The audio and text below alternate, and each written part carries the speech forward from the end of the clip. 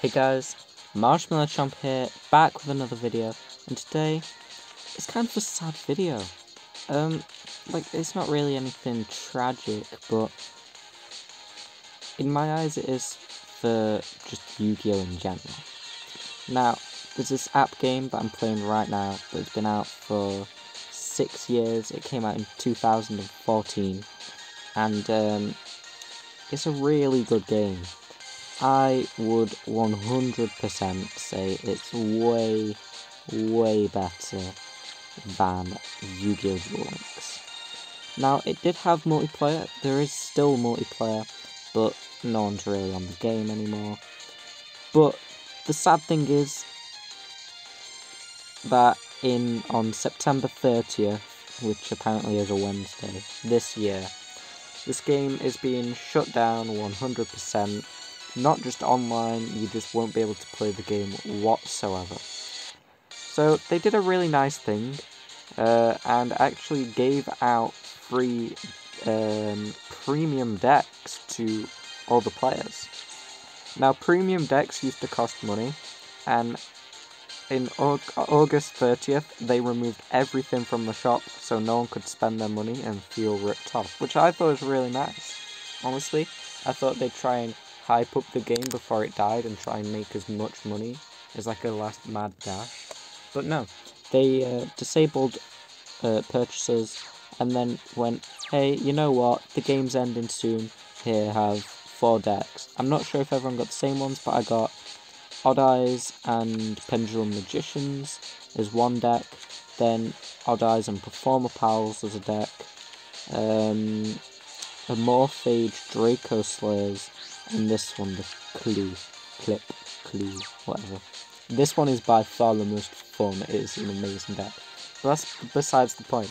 This video was basically me going on about why this game is so good and why it's sad that it's going. So I'll stop raving about the free deck I got and how much I enjoy it. But over the years I've had quite a few accounts on this game. You do have to use like an email, so I've made emails just for this game. Because I forget accounts and things. But it's really good. So where to start really? Well, let's start with what the game teaches you. So basically, it starts you off in the Yu-Gi-Oh! Duel Monsters world, and your first opponent is Taya, like in many of the old Game Boy games. And obviously she's quite weak, she's an easy opponent, but you do 3 duels against her. You don't have to do them straight away, you only have to do 1, and then you can do the others whenever you want. But yeah, so she has an easy heal-based stall deck with cards like Neospace and Air Hummingbird, basically to just show off what different strategies could be like, as well as being easy enough to take down with relative ease with the starter deck. Now I'll go into the starter deck in more detail after I've gone over this. So basically, when you beat a duelist 3 times, not only in the Duel Monsters world, but in any world in this game, you unlock like a harder version of them, and you can duel them 3 times, and when you've done that, you can come back to them whenever you want and duel them freely. But the first 3 times, like I said, they'll be using an easy deck. Now the first reward will be a card used in that deck, the second reward for beating them again is a card in that deck, and the third reward is the deck recipe for that deck. Now, I know obviously they're not as good in Yu-Gi-Oh! Duel Links, but imagine being able to use the bots decks. It'd just be so fun to use. You wouldn't even mind how bad it is, or at least in my case, I wouldn't. But yeah, it's really cool. Then, if you go into the hard mode of the duelist, you get a reward card for the first duel from the advanced deck, the second duel again, and then the third time you get the deck recipe for the advanced deck as well as that character's avatar. So right now you can see I'm using Yugi's granddad as my avatar, so obviously I beat him 6 times. I can go back now whenever I want and fight his deck. But yeah, it was just a really smooth system that gave enough reward to satisfy you with just doing it 6 times, because obviously it's a full actual duel, nothing like skills or smaller decks or anything. It was a full duel. So basically it's quite, like I said, it flows well. You can choose to spend a while on each duelist, getting all the rewards, and even longer if you want, getting points for packs. I'll go over packs in a bit. Or you could just do it once and go straight to the next duelist and rush through the entire thing. There are 100 duelists in all, and it goes from 2 pages of each generation of duel monsters, GX, 5Ds, all the way up to a pendulum era. So it's actually really good. You get a wide variety of decks, and the advanced decks are really cool as well. So, oh no, I might lose. So when you go against characters like Taya, who has a really easy deck, her advanced deck, I'd say, is one of the hardest I've come across in a while, because obviously I've not played the game in ages, so I kind of forgot what the later characters are. But she has a Madolchi deck, and that is incredibly powerful. I've lost a couple of times to that, and I don't mind saying that. So, let's get into the starter deck, shall I? The starter deck, basically, is not too strong, because obviously they do want you to invest time in the game and potentially spend real money.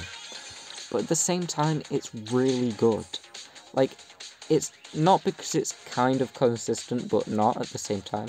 The reason it's good and terrible is because it's not got stunning cards in it. It's got things like level 3 normal monsters with 1,000 attack points, right? Nothing special. But I went online and beat multiple real-life opponents using top-tier pendulum decks like Ignite. And with relative ease.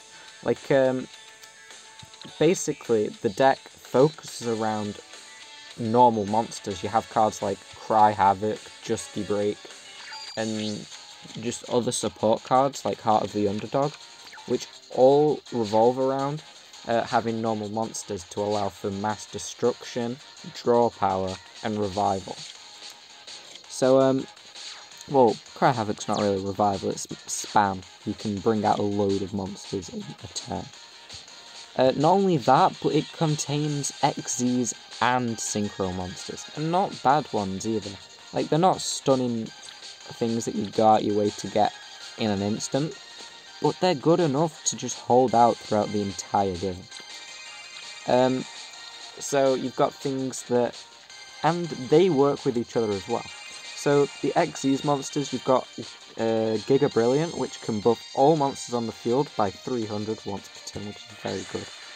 And you've also got you've also got things like in the Synchro department, Underworld Fighter Balmung, I think it is. Sorry if that's wrong, but basically they can revive, and the Scarred Warrior, which is the other one, can protect other warriors, and obviously the other Synchros are warriors, so they can protect each other.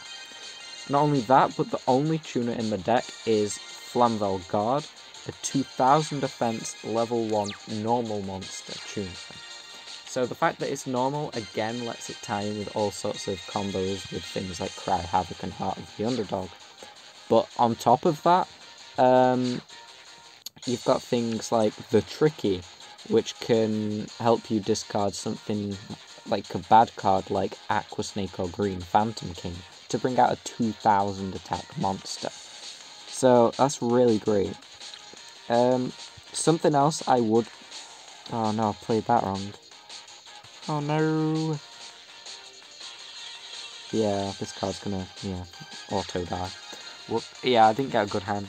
But anyway, so yeah, the starter deck was really good because it's easy to use, but it's not got good cards in it at the same time. So you could get flattened, but you could also do the flattening. That sounds a bit weird. But yeah, it's a great deck. And obviously, as you go along, I'll go into booster packs now. there was for 600 duel points, which you get for victory and loss. You obviously get more for victory, but you can still get about 200 if you've got a good match and lost. So, what do I have here? Yeah, so basically, there's no different booster packs. You just click buy booster pack, and it will give you 5 cards from anything that you can get in the game, pretty much. Like, from, as far as I know, it's any card in the game you can get. I'm not sure if any are locked behind the paid-for decks. I don't think they are. I think they're rarer, but I think I've got some in the past. So, yeah. So, that makes it really random. If you're going against other free-to-play people online, it makes for a really intense duel. Because depending on how long you've been playing, you're probably both still using things like the Tricky and Heart of the Underdog and normal monsters, like Acrobat Monkey. But at the same time, you're going to be having to use, well, replace cards with not only reward cards you got from missions, which actually some of them are really great. But you're probably going to be using odd cards that don't really work together, but work well in a weird way that they shouldn't, which is really cool. So I'll go on about that for multiple reasons. So, basically it means that there's a lot of variety in your duels, unlike the Duel Links where everyone's just Dark Magician users and it gets really boring really fast. It makes you think every time, like, yo, what the hell is that card, and why is it working with, I don't know, any card, I don't know. Why is Marshmallow working with something? So basically, it leads to weird strategies which actually help you think more and will obviously make you a better duelist. But at the same time, it gives the people who paid real money a run for their money. But I shouldn't have said money twice. But yeah, basically it makes them have to always be on their toes and probably have to edit their deck with cards they've got from the random packs as well to keep, like, a wide array of cards to counter many things. Now, obviously, there'll be good cards, like, I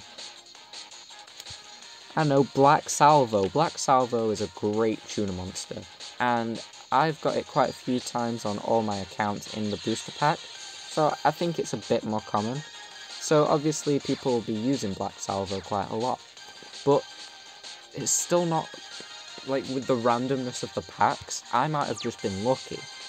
So there might be a load of people using that, but at the same time there might be people using completely different cards because they don't have access to them. So it might be like, oh, but I want this card and I can't get it. Sure, but would you rather have a really boring stale game or an exciting one where everyone's just got completely different strategies, which makes it a new duel every time? That's honestly what I prefer. But if that's not your sort of thing, the game is great for many, many other reasons. Now, it follows a real-life ban list because it follows the real-life rules, unlike Duel Links where they have to make it up every time. And cards that people feel should be banned, like Power of the Guardians and Shiranai, just various Shiranai cards, aren't banned. Well, this is following a real thing, and it's using just cards that are actually released up to then. None of this, like, Cyburst before Pendulum even exists, or XZs even exist like we have in Duel Links. It's all structured well because it's the exact same as how the real card game was. So it follows the 2016 ban list. Like, this deck that I've got right now has banned cards in it, so I'm unable to use them and I had to take them out. Supplement them for things like different versions of Mirror Force. So, not only that, but the premium decks do have downsides, which makes it really cool.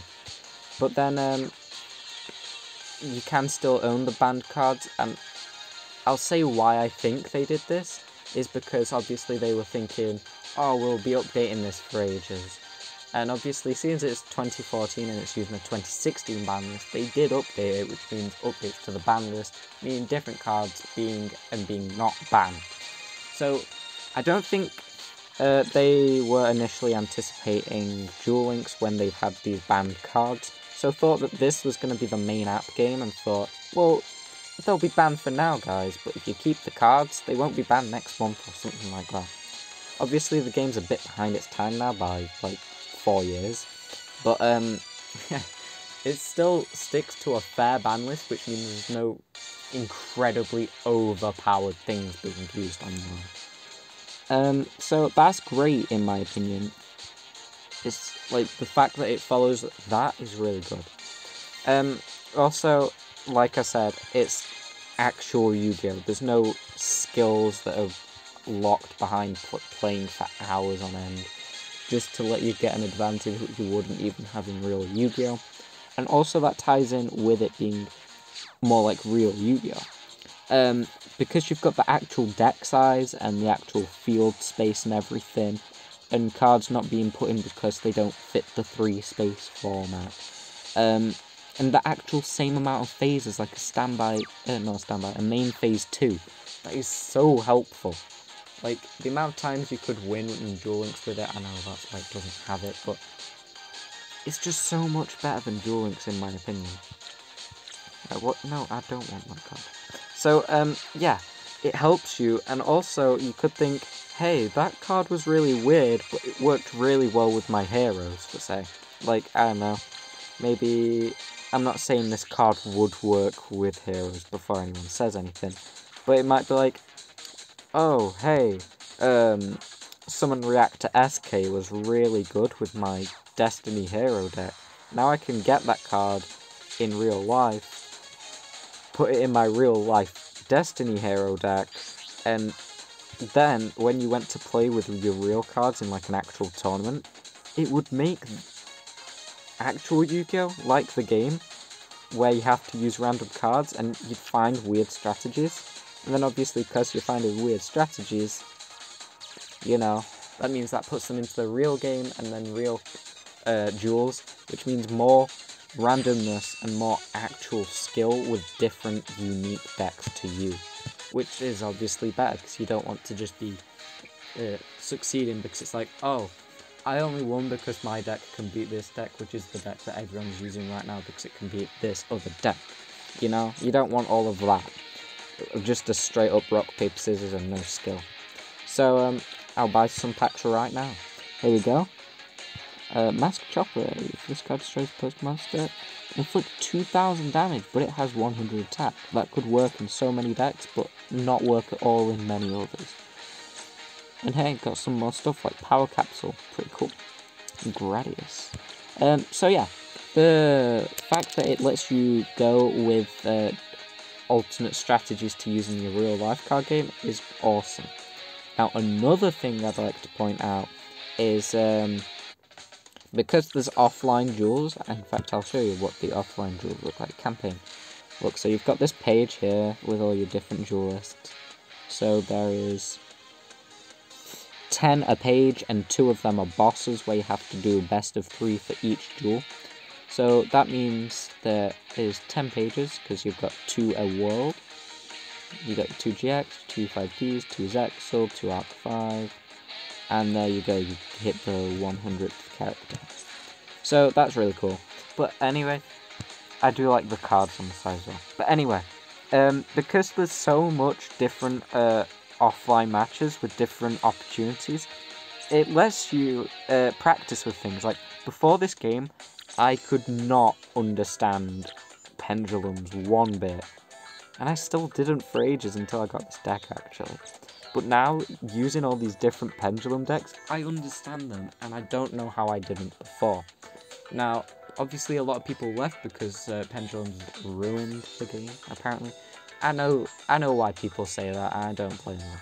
But, yeah, it helps you learn different things and how different things work, like pendulums.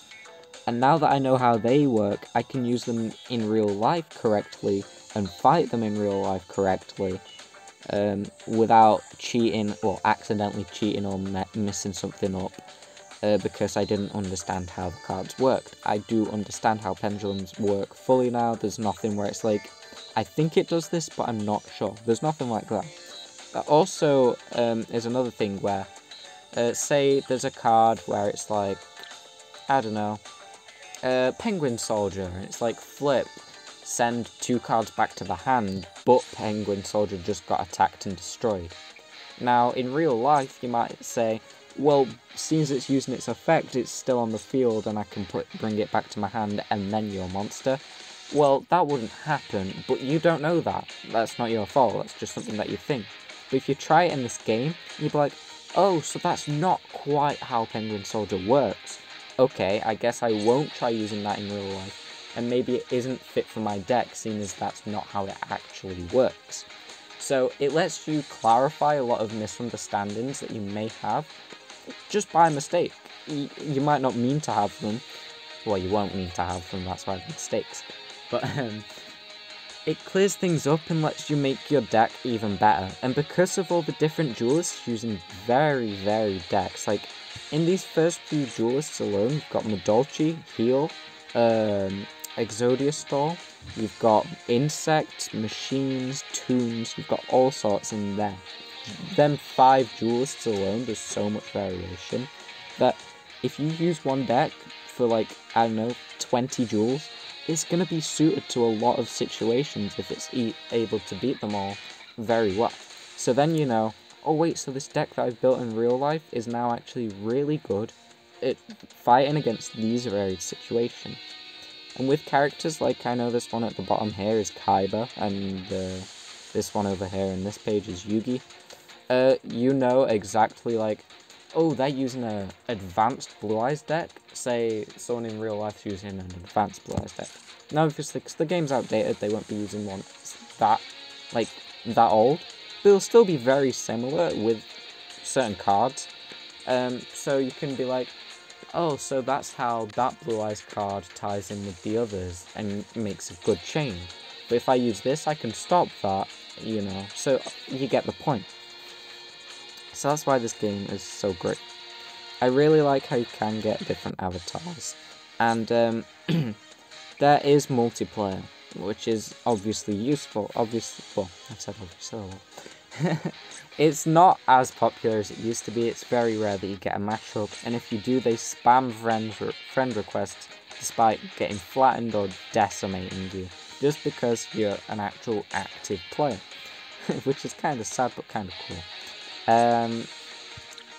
Yeah, and you can, there's leaderboards like this, where, like, if I go on to all-time ranking and longest win streak, look at that, some people get mad win streaks because of their odd combos that people can't stop, which is really cool.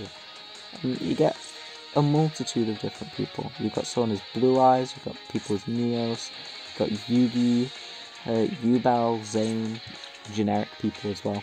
So this is basically my full look at Yu-Gi-Oh! Duelist Generation.